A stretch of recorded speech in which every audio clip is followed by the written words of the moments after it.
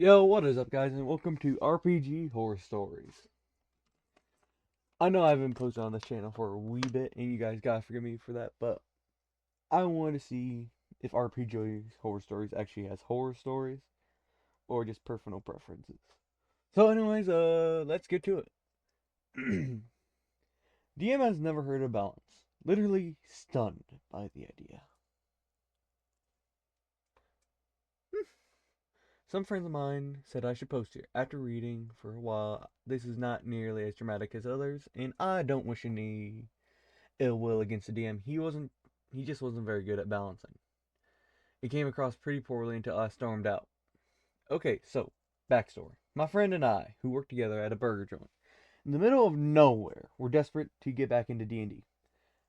That's valid. D&D is a lot of fun. The main reason I'm doing this is to show you guys that I'm actually really interested in D&D, and I have a lot of fun just doing it and just enjoying the fun vibes. But we played in high school but couldn't find enough people to create a full party, and one-on-one D&D just isn't the same. True. We get hired to flip burgers, and turns out almost everyone there has played and had a great time. The DM was the shift manager. He's a genuinely kind person who isn't the best employee, but a great manager. On more than one occasion, he had sent me down the block to buy him some grass. Lol. Word gets out that he's looking to start a new game. Wants to join, anyone who wants to can join.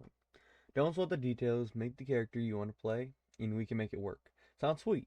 My friends and I are used to very rigid, gritty stuff posed by high schoolers with some sort of complex. That's a good time. Session 1. All arrive at the DM's apartment around the same time. I live close enough to walk, but I immediately notice more cats than the parking lot. Oh, more cars than the parking lot was built to hold. A few parked on the curbs, a flat sharing space with a motorcycle. It was packed. It became clear when I knocked on the door that this was more of a house party than a D&D session. About a dozen people are unloading snacks and beer. And the DM was putting up an atmosphere in the living room TV. Half the people were from work, the other half were total strangers, which is fine. I never played with a party this big, but let's see how it goes. So that's like 13 people in one house, or it's about 12 in total.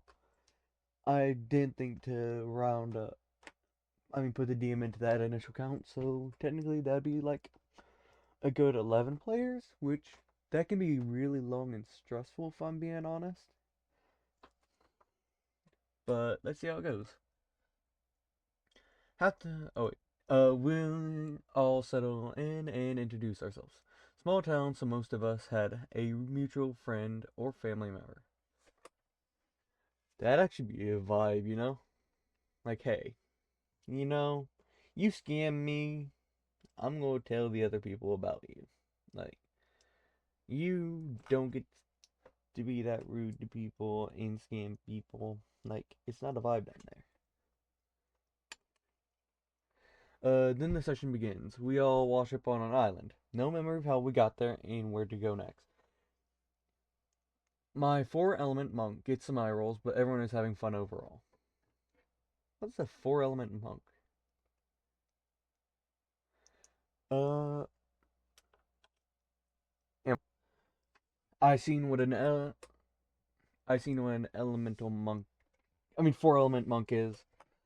I should have understood, but I don't play monk that often. But everyone is having fun overall. First combat comes around as we walk through the jungle towards smoke rising in the distance. Hooded cultists. Those are always fun to use against people. Like, you can make up this whole, like, pantheon of crazy deities and all that, and that's always so much fun. As we go through the jungle towards the smoke. Ah, no! I just copied myself. No! Anyways, roll initiative, surprise round. Warlock goes first. Every warlock takes the same action. Cast fireball. bit of an issue. When we all eventually get to go, most of the cultists drop with 1 or 2 hits, but any time it's their turn again, they only cast that one spell. Our Warlock player says that he is going to commune with his patron, to which he and DM excuse themselves into the bedroom to have a private conversation. A very awkward 20 minutes later, they return and all the remaining cultists have heart attacks and die. I asked about how they can cast Fireball so many times, since the Warlock can usually only cast 2 spells and it's not even available on the Warlock spell list. The DM hand waves it by saying they all carry a magic gem.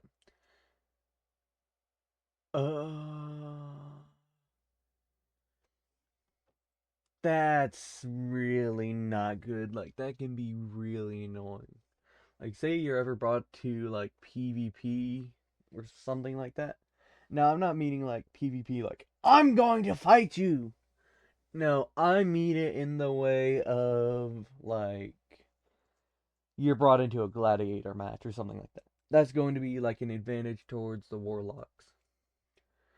Because I'm pretty sure Fireball gets updated along with you. So you're able to just absolutely wreck people from afar. Like, say everyone else was a monk, paladin, and stuff like that. And they didn't plan to have, like, ranged attacks. They're practically doomed, as they have to make it across to each wizard. They may get a few, but... Or unless the wizards are all fighting... warlocks are all fighting each other, they're going to be brought to the issue of... Well, how do we make it to this person with surviving? Like, most people will try and hide and wait until the warlocks have all killed each other, causing the warlocks to most likely just target them instead of targeting each other, which is the biggest, most annoying problem with that. Like, you want to have your combats be interesting, fun, and even a bit memorable. But you also do gotta do a lot of roleplay on top of that. And when I say a lot of roleplay, I mean you gotta be able to let your players like talk to each other, plot stuff out, just meld together in a fun way and have them just be able to explore their character and see what they would do from what the character knows of them. The party all collects the gems. DM doesn't think about it. Session 2. Same parking issues as before. Scheduling conflict means a few people are left out, but we still have like 10 members. Okay, is it just like 6 warlocks? Like 6 or 7? 6 or 8? I almost walked straight into that trap. Yeah, I'm going to be smited for that another day. But, oh well. Anyways, we get through the jungle to find a cultist camp. Hooded figures are moving from tent to tent. Stealth mission. My friends and I go to investigate. I keep watch while the rogue goes into a tent to find out who these guys are. She finds a small wooden box. Okay, so that's 2 melee people that I know of. You have the monk and the rogue.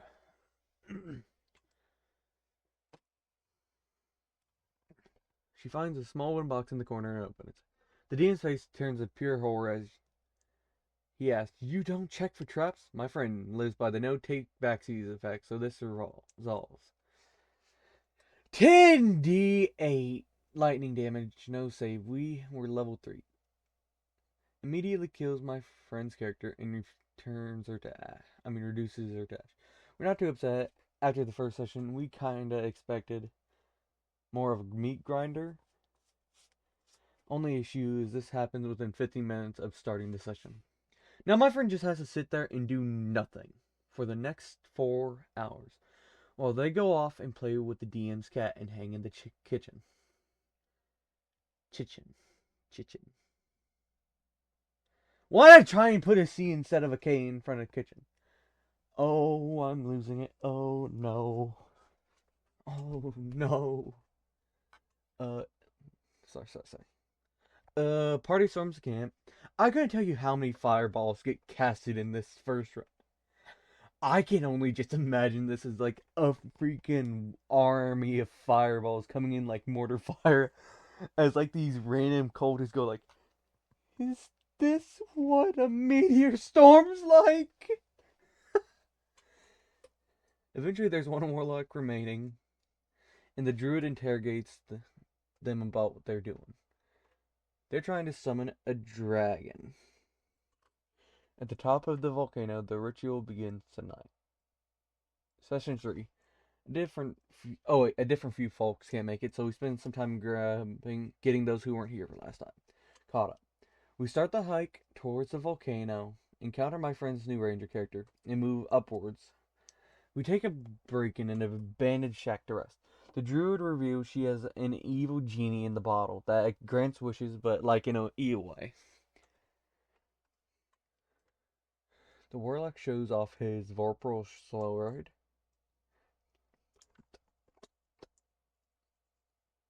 How do you say that? Vor. I'm guessing it's going to be like carnivore, but you can never be too sure. It's Vorpal sword, and someone else uses sovereign glue to attach a scrap of fabric to the warlock's tail. What? What's the warlock? Like, is he like a dragonborn or something like that? I'm too brain dead to know the name of every single race in D&D. Oh, I'm losing my mind. Oh no. I should probably know this from the many years I've been doing all this, but hey, it's good not to know everything. You can be surprised about it later. Uh, PvP ensues. We move on. We arrive at the volcano just as the warlocks are finishing the ritual.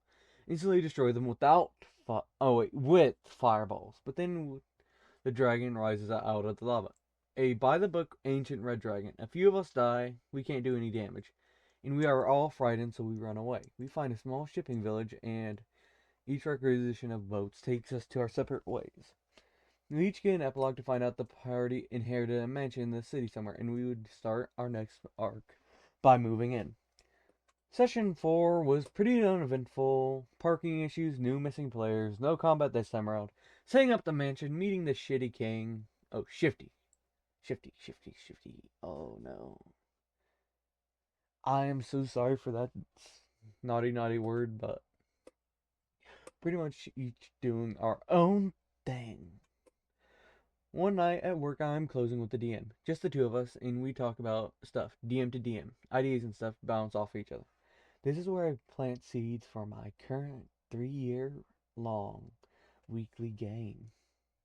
I work up the courage to bring up his balance issues, how powerful spells and items were making the combat, and player choices would feel a little meaningless. I asked him if he had a process for balancing that I wasn't picking up on. He asked me what balancing is. When I realized he wasn't kidding, I tried to talk him through the process. Not exactly CR calculus, but making sure the characters with their items and abilities would likely be on even footing with whatever they're up against. This kind of knobs into making things easier or harder depending on what serves the story. His expression is undescribable. Somewhere between befuddlement and outrage, he stopped cleaning and just sat on the floor for a bit. I joined him, but I couldn't figure out what was wrong. Neither could he. He just couldn't handle the concept of mechanics serving a story is the best way I could put together. Okay, so, if I'm being honest,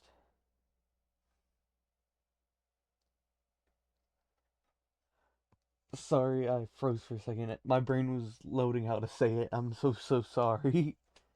But the way this kind of works is that you, as a DM, do really want to balance out your encounters. Otherwise, they're just not going to be as much fun for you, your players, the monsters, anything. As the monsters, which are you, the DM, You want to have a fair fight against your opponents. Well, not a fair fight, but a fun fight. So they'll remember and not just curb stomp you into next year. Now, I'm not saying having someone they can curb stomp is bad, but it's more fun for the players when they have an opponent who they can have an actual fight with. Like, my main problem is I often make my enemies a bit harder because I fell in love with Dark Souls. So right now I'm actually weakening a whole bunch of my enemies for my upcoming campaigns. Is I do like to homebrew monsters. I do take some from the books, but I like to make my monsters feel special. Now, the homebrew can go from, being, oh, a normal goblin who's weak to fire, to a fire goblin. Well, not weak to fire. Where did that accent come out of? Am I just thinking of a meme at the moment as I'm trying to explain this? I'm so sorry again, folks. Like, I keep on getting distracted by my own thoughts, and that's a usual thing for me, but it's probably not good that I'm doing it in the middle of your guys' story that's meant to keep y'all, happy, cool, interested. Boom, boom, boom. Next time we're together, he's clearly excited to show me his idea for a Christmas one shot, and our characters would fight an evil snowman. He found a stat block on Reddit. Oh no, that was a bad burp. Oh no. Sorry. Plus, I don't have to walk in the snow. We start out at the Shifty King's Dining Hall. We were invited for dinner. Oh wait, no. Next we closed together. He excitedly showed me his idea for a Christmas one shot. Our characters would fight a snowman of the evilest varieties. He found a step out block on Reddit. Bok. Bok, bok, bok. And was very excited to use it. He can cast Cone of Cold at will and teleport between mounds of snow. That is actually really cool, and I may steal that idea for the future. I don't think I'm ever going to find it on here, but if you guys send it to me, I'll check it out. But I think I'm going to make my own evil snowman for the future, as I love the snowman. Frozen winter thing and thing. I can't think of the rest of the song. Um. Oh. To my surprise. Oh, wait. No. Christmas one shot. Whole crew is together. A bunch of us carpooled, so no parking issues. Plus, I don't want to walk in the snow. We start out at the Shifty King's dining hall. We were invited for dinner. The king's poisoned everyone's food. Oh. And anyone who eats it passes out. My character, who is a vegetarian, so he wouldn't have eaten the food. I don't remember how I ended up joining the party though. We wake up in the icy tundra covered in the snow and frost surrounded by featureless snowmen. Around 3 dozen mounds of snow. One of them turns into an evil snowman from Reddit, and the battle ensues. Rolls initiative. To my turn. Run up and punch it. Do a little damage. I promised I wouldn't metagame, so I stayed right up in Cone of Cold's rage. To my surprise, Cone of Cold doesn't outright drop me. I make myself still take a heavy hit, but still standing. DM shoots me at look up, all proud of himself. It doesn't last long. The monsters teleporting around the battlefield, blasting the entire party. Half of us are down, half of us are on the last leg. DM tells us we should be appreciative. He changed the damage dice from all D8s to D6s to give us better chances. We'd all be dead otherwise. Near the coffin was when his DMPC figures out the pattern. Oh! DMPC.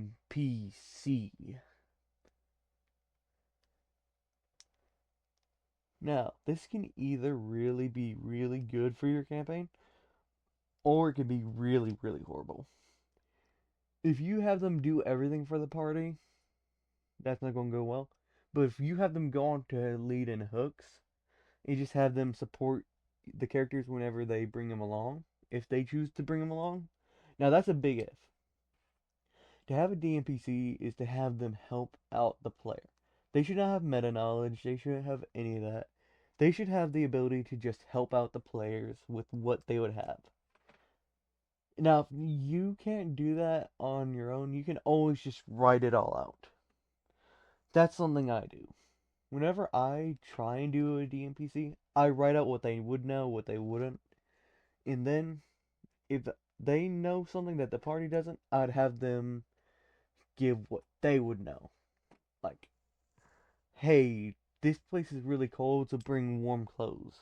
But I wouldn't tell them what exactly they should prepare for because he wouldn't know that. But again, if you have them killing the monster, now saying that it appears to randomly teleport, that could be taken as something, but more often than not, unless you're very specifically looking for that word, you won't really notice it and it's just gonna fly right over your head. But it makes sense. I had enough and I got up and walked home in the snow. We stopped talking about D&D at work. I was invited back for his rhyme of the Frost Maidens game. I thought he might be running a module. I agreed, plans fell through, and I moved away. Oh. I still think about it and it gives me anxiety as a DM. How do I stop my players from feeling the way I did? Can I live up to their expectations? Are they having fun? A lot of issues mentioned here can be solved with the session 0 to establish tones and themes. Communicate. Fudge nugget! It can be used to communicate to their voice concern. Oh wait, communication to voice concern. Or even just read the rules. I try to take that into my games to ensure everyone's having a good time. 3 years later, I haven't had any complaints, but I still worry. I hope he's reading this. I'd love to run him a game for him sometime. Just please cool it with the fireball! Okay, you can take this as a horror story, which it kinda was, at least in my opinion. But I'd say the DM just needs some more time to, you know, learn D&D and maybe get some advice from the others. After all, most DMs run off of feedback. If you're willing to talk to us, we're honestly willing to make you have a lot better of a game. And no, I'm not saying that like we're not going to do it, but most DMs, I don't know why this one got frustrated, but most DMs, if you're willing to, we will immediately try and fix it until we get to a point where it seems like you're just kind of upset for being upset. Now, it takes a lot of time, like a genuine. Like you'll be to the point where you're fighting a 2-1 monster, and you're telling us we still need to weaken it. We're going to see a slight problem. But some DMs want you to be able to face the danger. But of course, it's not just our game. It's your guys' game. You guys control what we do as DMs. As we DMs, we're the ones who make the story for you. And you guys have the ultimate ability to say, hey, I don't like this. I don't want to do this anymore, and stuff like that.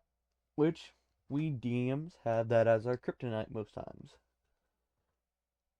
Now, that doesn't mean to just leave any party that you just don't like how the DM's acting at the moment. You gotta be reasonable with us. Like, you gotta be able to talk to us. After all, we are human. We don't have the ability to read your mind. We don't have, like, some spatial awareness that no one else has. We're just normal people. We love to hear your feedback. Well, most reasonable DMs love to hear your feedback. Feedback is the biggest thing you can give us. In telling us what you thought of our game, what you didn't like, and if it's something that we should change. Like, is it something that you didn't like that was fun and you want to learn more about so you can like it? Or maybe just try it out again? Do you never want to see it again? Like, DMs, as long as they take it well, are really good with feedback. Sure, we may not immediately like it, but we got most DMs. If you're also listening to this, you got to be willing to take the feedback. Feedback is like impossible to ignore. It's the biggest, baddest, bestest, most undeniable way to fix your game. Well, not fix, improve your game. It's kind of like a gamer company. They get so many complaints, reviews, and stuff like that most don't even take. Now, some of them I can understand, like this game evil, zombie eat brains from Plants vs Zombies. But no, I'm talking about stuff like, hey, this boss seems like he's really hard to beat, and this is like a few levels into the game. Could you maybe just bring down some of the stats a bit? Or hey, this guy really doesn't do much. He only helps you beat that one boss and he does nothing else ever again. So why would I keep him? That's the kind of stuff that you want to go back on and fix a bit. After all, we're nothing without our players. We're nothing without our DMs. We need each other. Like, say you're running a D&D party and no one wants to join. That's not a party. That'd just be you being alone. And say there's a party that needs a DM. If no one's willing to DM, there's no game. We need each other. This is a mutual relationship. We work to make you happy. You work to help us tell our stories. Anyways, thank you so much for listening. I'm so sorry if I kept. Well, I am so sorry that I kept on messing up my speech. I'm so sorry if I didn't bring out the right things. But I want to say genuinely thank you for listening to this, and I hope you all had a great day. Bye.